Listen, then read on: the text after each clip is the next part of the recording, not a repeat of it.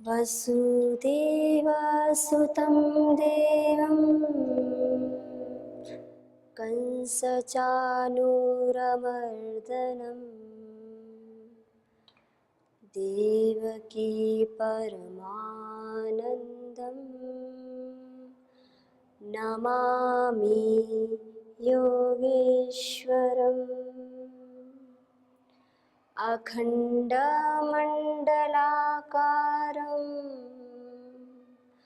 व्याप्तं येन चराचरं तत्पदं दर्शितं येन तस्मै श्रीगुरुवे नमः। तस्मै श्रीगुरुवे नमः। तस्मै श्रीगुरुवे नमः। गीता स्वाध्याय में आप सभी का हार्दिक स्वागत है। तो हम सभी श्रीमद् भगवद गीता के चतुर्थ अध्याय का स्वाध्याय कर रहे हैं। तो आइए इसी स्वाध्याय क्रम को हम आगे बढ़ाते हैं और योगेश्वर जी यज्ञ के विषय में बता रहे हैं। यज्ञ जैसा कि अभी तक हमने गत एपिसोड में स्वाध्याय किया, यज्ञ के अनेक रूप योगेश्वर बता रहे हैं कि कैसे कैसे कोई साधक अपने कर्मों को यज्ञमय कर सकता है। इस अध्याय में 12 प्रकार के उपाय बताए कि देखो प्रत्येक मनुष्य की जो अंतःकरण चेतना होती है वह सबकी अलग अलग होती है। कोई किस साधन को अपनाकर आगे बढ़ता है, कोई किस साधन को अपनाकर, तो सबकी अलग अलग चेतना के अनुसार योगेश्वर जी 12 प्रकार के यज्ञ अर्थात 12 प्रकार से कैसे कोई भी साधक, कोई भी मनुष्य अपने कर्मों को यज्ञ बना सकता है। तो अभी तक हमने ये स्वाध्याय किया। इसी क्रम में जो एक अगला साधन है अपने कर्मों को यज्ञ में बनाने का और अपने अंतःकरण की शुद्धि के लिए जो साधन बता रहे हैं योगेश्वर जी, वह साधन क्या है? अब आइए इसी क्रम को आगे बढ़ाते हैं और योगेश्वर जी कहते हैं अर्जुन से, हे अर्जुन सुनो, द्रव्ययज्ञास्तपोयज्ञा योगयज्ञास्तथा परे स्वाध्याय ज्ञानयज्ञाश्च यतय संशितव्रताः। अब योगेश्वर जी कह रहे हैं, हे अर्जुन,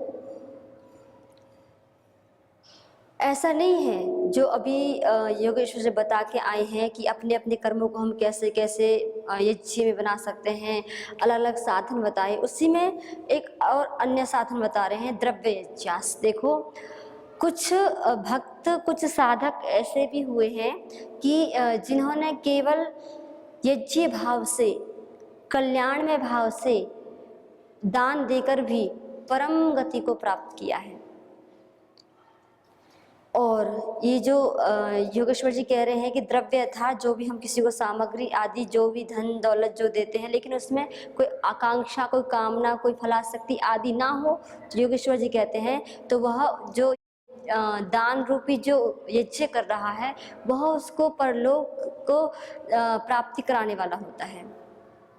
इसी में योगेश्वर जी ने दान की महिमा को बताया कि देखो दान भी 3 प्रकार से दिया जाता है, क्योंकि अब यहाँ बात आई है द्रव्य यज्ञ अर्थात जो मनुष्य द्रव्य अर्थात जो पदार्थ, जो वस्तु है या धन दौलत का जो दान देकर भी कुछ लोग यज्ञ में अपने कर्मों को बनाते हैं। तो पहले हम ये देख लेते हैं कि किस प्रकार के दान से मनुष्य को यह प्राप्ति, जो अंतःकरण की शुद्धता है, या फिर कहें जो मन में एक अपार शांति है, या फिर कहें यह लोग तो उसने सिद्ध कर लिया है, जो इसका परलोक भी सिद्ध हो जाता है, तो वह कौन सा दान है जिस दान को देने से उसका जो कर्म है वो यज्ञ में हो जाता है। तो योगेश्वर जी बताते हैं श्रीमद् भगवद गीता के 17वें अध्याय में इस दान की महिमा को बताते हैं और उसमें 3 प्रकार के दान का वर्णन किया है कि कोई भी व्यक्ति अगर दान देता है तो उसकी उन तीनों भावों में से कोई ना कोई अवस्थिति अवश्य होती है।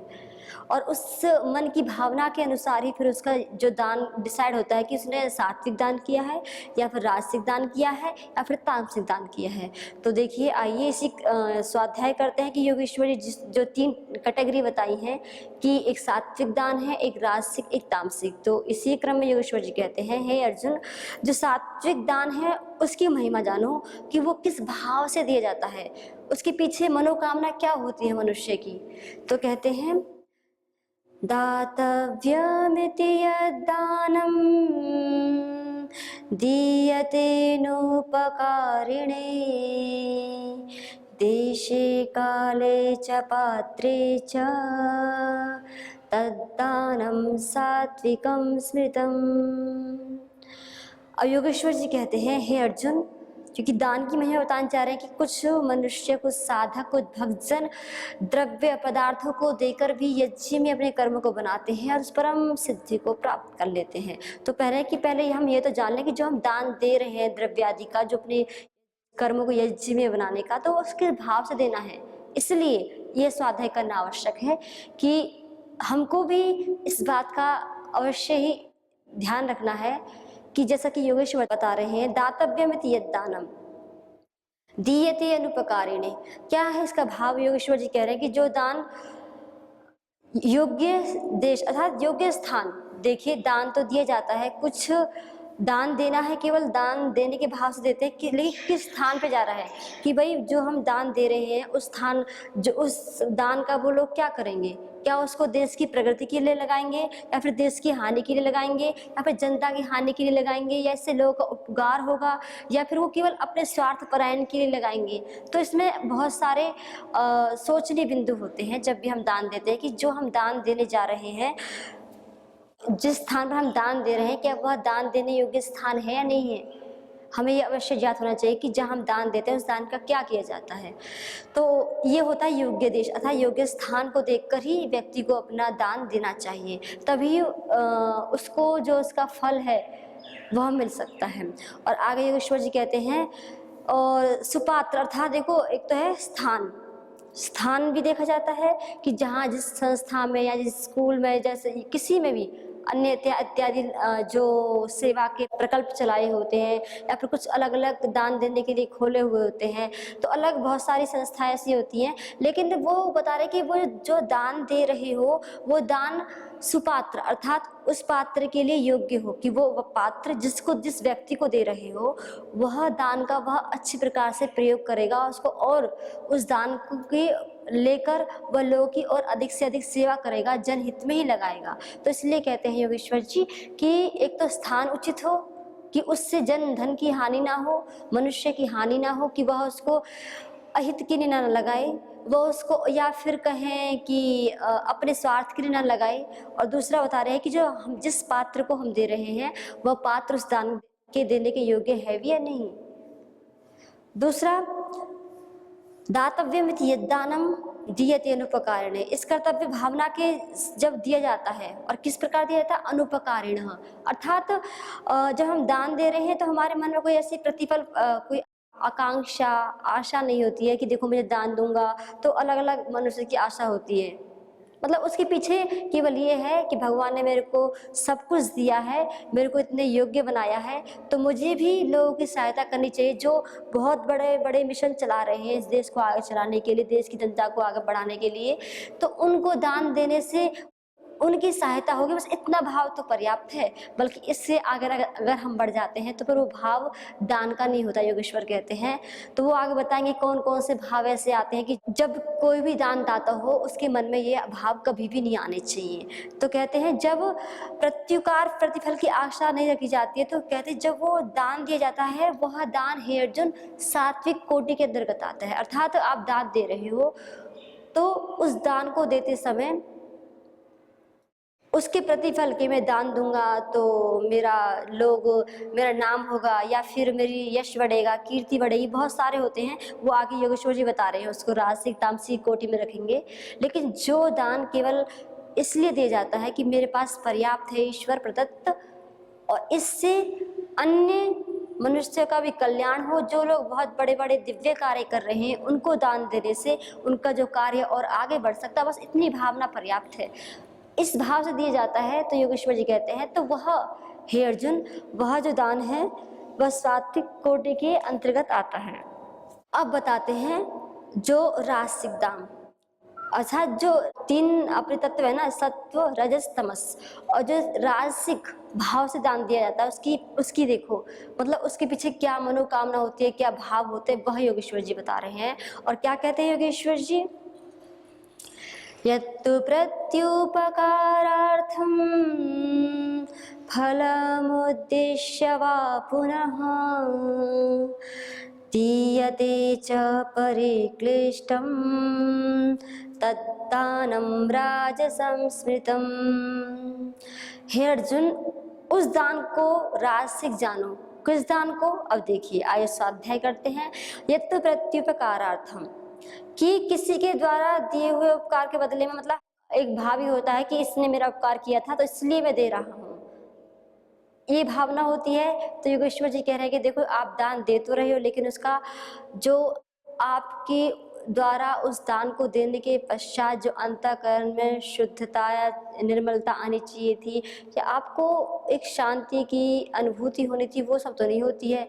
क्या अगर आप ये भाव रखते हो कि इसने मेरे को दिया था, उपकार की भावना से अगर हम देते हैं, तो कहते हैं ये भी क्या आता है, ये जो दान है इस प्रकार से अगर भावना से दिया जाता है तो ये होता है राजसिक दान। फिर कहते हैं फलम उद्देश्य, अर्थात कुछ लोग ऐसे भी होते हैं कि बड़े बड़े स्थानों पर अपना दान देते हैं। क्यों? कहीं किसी बड़ी संस्था में दान देते हैं। क्यों? क्योंकि उनको कुछ अपना निजी कार्य सफल करवाना होता है, कि उनको लगता है कि अगर मैं यहाँ दान दूंगा, कुछ उनका काम राजनीतिक या फिर सामाजिक स्तर पर जो अटका रहता है, वो सोचते हैं फिर यहाँ दान देने से इस अमुक व्यक्ति के माध्यम से, इस अमुक महापुरुष के माध्यम से जो है मेरा काम सिद्ध हो जाएगा। जो राजनीतिक या आर्थिक या सामाजिक तौर से जो काम उसका कहीं ना कहीं किसी ना किसी कारण से अटका हुआ होता है। तो कुछ लोग इस भावना से भी दान देते हैं। किस भावना से? कि अपनी स्वार्थ पूर्ति की जो आशा है, जो कामना है, उसको ध्यान में रखते हैं और उससे अपना कार्य निकालना चाहते हैं। और फिर योगेश्वर जी कहते हैं इतना ही नहीं, अर्जुन दीयते च परिक्लिष्टम, कुछ लोग ऐसे हैं दान तो दे रहे हैं, चलो भाई अगर दान नहीं देंगे लोग क्या बोलेंगे, पता नहीं इतना सारा धन है, दान नहीं दे रहे हैं, क्या करेंगे, तो इसलिए लोगों को दिखाने के लिए दान तो दे रहे हैं, लेकिन मन में इतना दान देने से बहुत दुखित है, बहुत पीड़ित है, लेकिन लोग कुछ ना बोले इसलिए कि भगवान ने सब कुछ दिया फिर भी कुछ दान ही नहीं करते हैं। कहीं बोलते हैं समाज में जिनके पास अपार धन दौलत होती है, अगर वो दान नहीं देते हैं तो उनके लिए सामाजिक लोग ऐसे बोलते हैं। तो फिर ऐसे भी कुछ मनुष्य होते हैं कि जो लोगों की निंदा से बचने के लिए या फिर सामाजिक निंदा से बचने के लिए भी दान देते हैं, लेकिन मन में दान देने का भाव नहीं है, मन में बस एक कष्ट है, ये धन न जा रहा है, लेकिन फिर भी किसी ना किसी मजबूरी कारण देना पड़ रहा है। तो योगेश्वर जी कह रहे हैं कि हे अर्जुन, वह जो दान है वह राजसिक दान के अंतर्गत आता है। अब आइए, अब अगला जो बता रहे हैं श्लोक में योगेश्वर जी कि ये तो होगी सात्विक, फिर राजसिक, फिर तामसिक। सबसे उत्कृष्ट माना जाता है सात्विक दान, जो बिना किसी आकांक्षा के केवल ईश्वर प्रदत्त, जो उसके पास सब कुछ है, इस भावना से दिया जाता है। तो योगेश्वर जी कह रहे हैं कि वह दान सात्विक है, जो किसी कामना पूर्ति के लिए या फिर स्वार्थ के लिए या ढोंग आडंबर के लिए दिया जाता है। तो योगेश्वर जी कह रहे हैं कि ये दान राजसिक है। और अगला ही पद है जिसमें योगेश्वर जी बता रहे हैं, अदेशे काले दानम अपात्रेभ्यश्च दीयते असत्कृतमवस्यातं तत्तामसमुदारितम्। तो योगेश्वर जी कहते हैं अदेश काले यद्दानम, जो दान अयोग्य स्थान पर, पहले हमने देखा था जो दान योग्य स्थान पर और सुपात्र, जो व्यक्ति, जो संस्था, जो स्थान जो योग्य है उसी को दान देना चाहिए। तो ये तो सात्विक दान होता है। और कह रहे हैं जो अयोग्य अर्थात जिस स्थान पर आप दे रहे हो, जिस संस्था जो भी अलग अलग इंस्टीट्यूट लोगों ने खोल रखे हैं किसी भी के माध्यम जो सेवा कर रहे हैं, तो कह रहे हैं अगर वो अयोग्य स्थान नहीं है कि उससे उस स्थान पर आपको दान देने से फिर क्या होगा। वो दान तो आपने दिया लेकिन वो देश के हित के लिए नहीं, वो लोगों के हित के लिए नहीं, लोगों के अहित के लिए अगर वहाँ कार्य हो रहा है, तो योगेश्वर जी कहते हैं जो दान अयोग्य स्थान, इसलिए अयोग्य काल और अयोग्य पात्र अर्थात जिस व्यक्ति को आप दे रहे हो वो भी उस दान के योग्य नहीं है, फिर भी आप उसको दान दिए जा रहे हो, क्योंकि वो व्यक्ति उस दान को देकर ना तो किसी समाज का भलाई करता है ना कुछ, बस अपने स्वार्थ पूर्ति के लिए ही उस दान के प्रयोग कर रहा है। तो योगेश्वर जी कहते हैं यह दान तामसिक दान है। और कहते हैं असत्कृतम अवज्ञातम, और क्या है, बिना सत्कार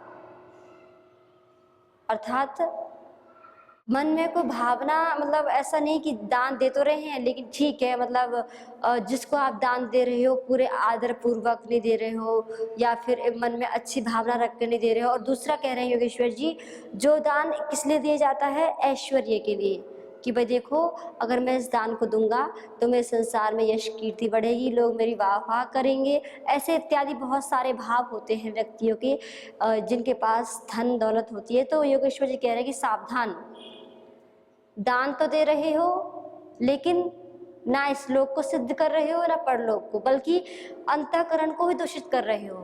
तो जब भी आप कोई भी वस्तु हो सकती है, जब हम किसी को, एक तो एक बड़े स्तर पर है दान देना, एक छोटे स्तर पर भी हम कोई ना कोई वस्तु कोई दान में देते हैं, तो सावधान हो जाएं। योगेश्वर जी सतर्क कर रहे हैं साधकों को कि सावधान, कि जब आप दान दे रहे हो तो सोचें, एक बार श्रीमद् भगवद गीता के 17वें अध्याय के श्लोक को अवश्य दोहराएं कि आपके मन में उस समय कौन सा भाव चल रहा है, और जैसा भाव चलेगा फिर ऐसा ही फल मिलेगा और ऐसे ही फिर अंतःकरण में संस्कार पड़ेंगे।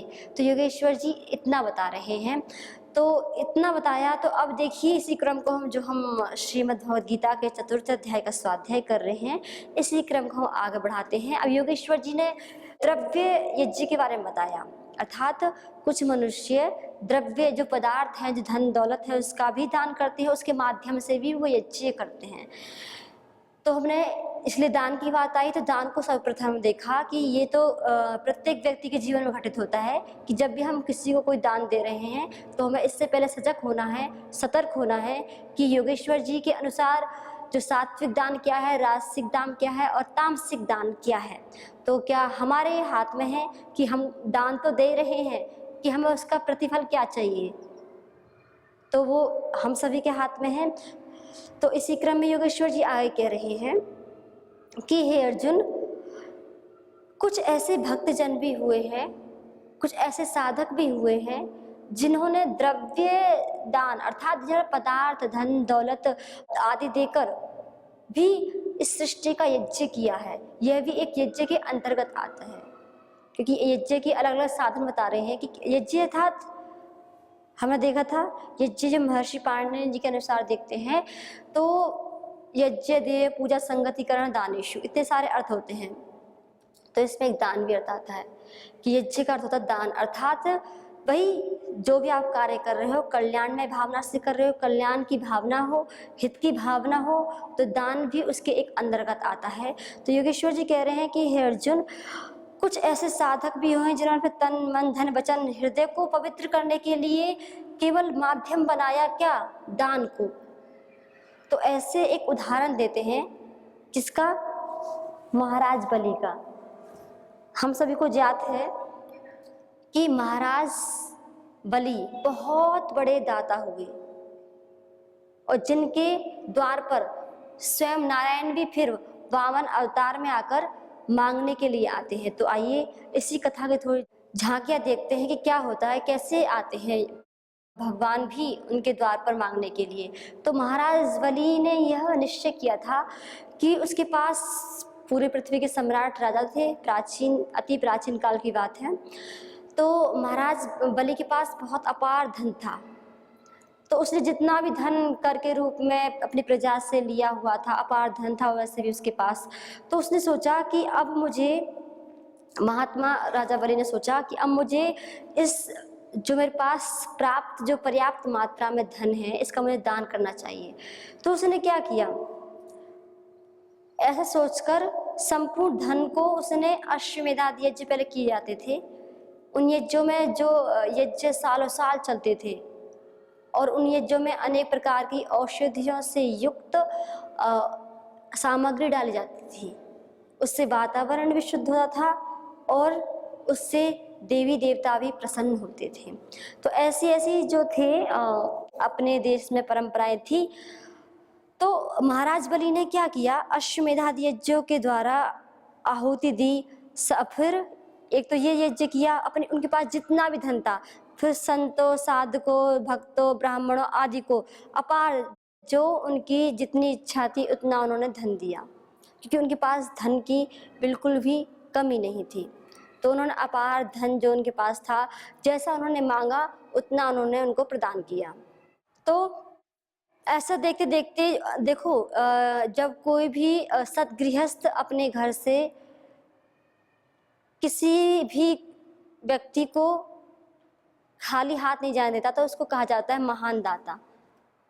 तो ऐसे ही एक महान दाता महाराज बलि हुए।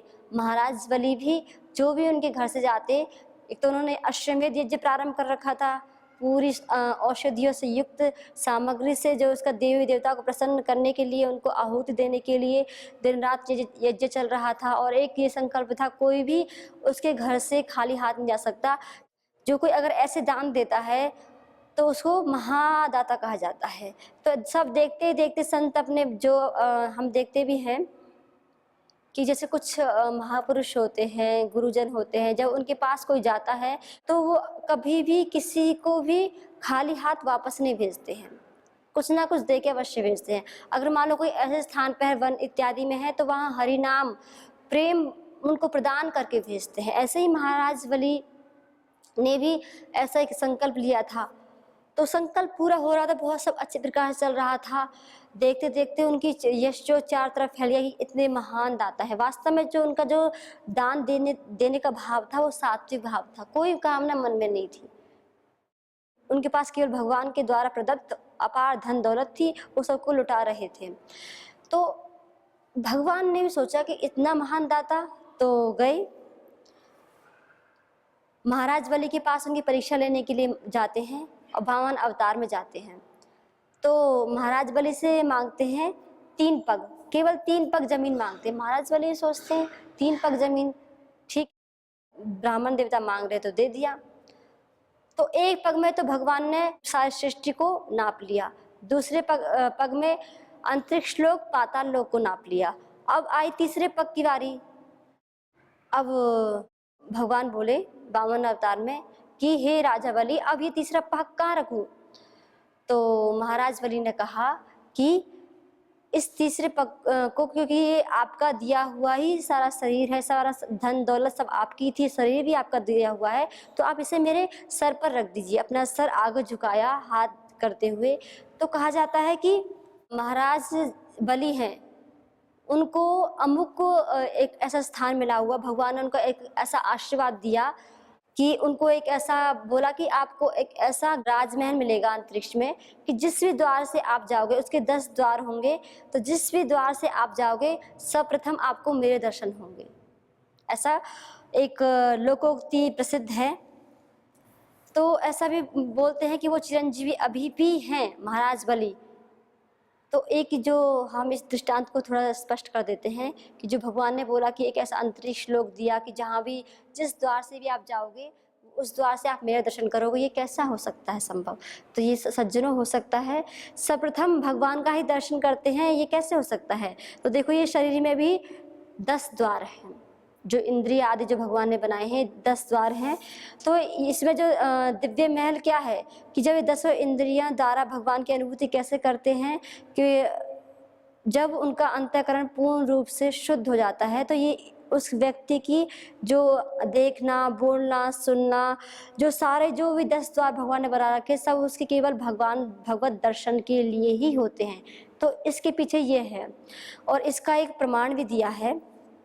महावीर हनुमान बताते हैं कि जिमी इंद्रिय गण उपजे ज्ञान, अर्थात ब्रह्मचर्य प्राप्ति के उपरांत क्या होता है, आंखें ज्ञान में हो जाती हैं, कान भी ज्ञान में हो जाते हैं, आँख, नाक, जिह्वा, शिश्न, गुदा आदि जितने भी हमारी सारी इंद्रियां हैं ज्ञान में हो जाती हैं। मन, बुद्धि, चित्त सभी ज्ञान में हो जाते हैं, यहाँ तक कि सारी वृत्तियां भी ज्ञान में हो जाती हैं।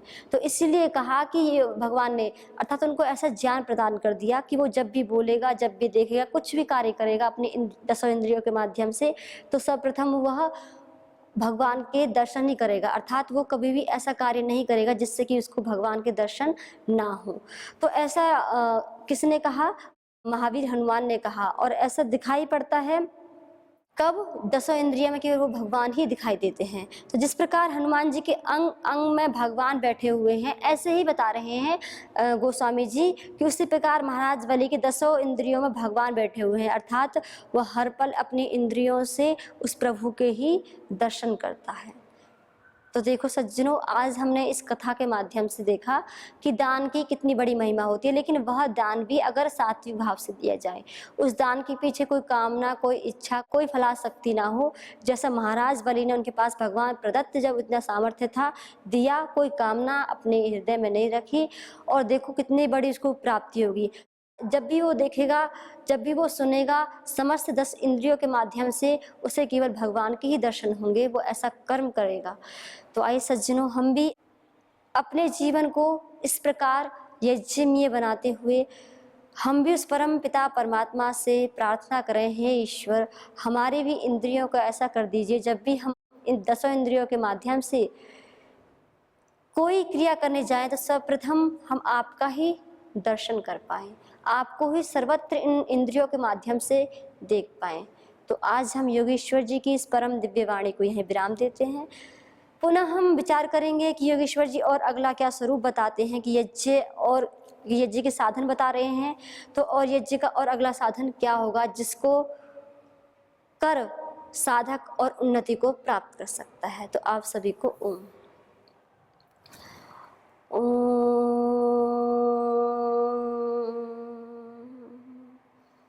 शांति शांति शांति।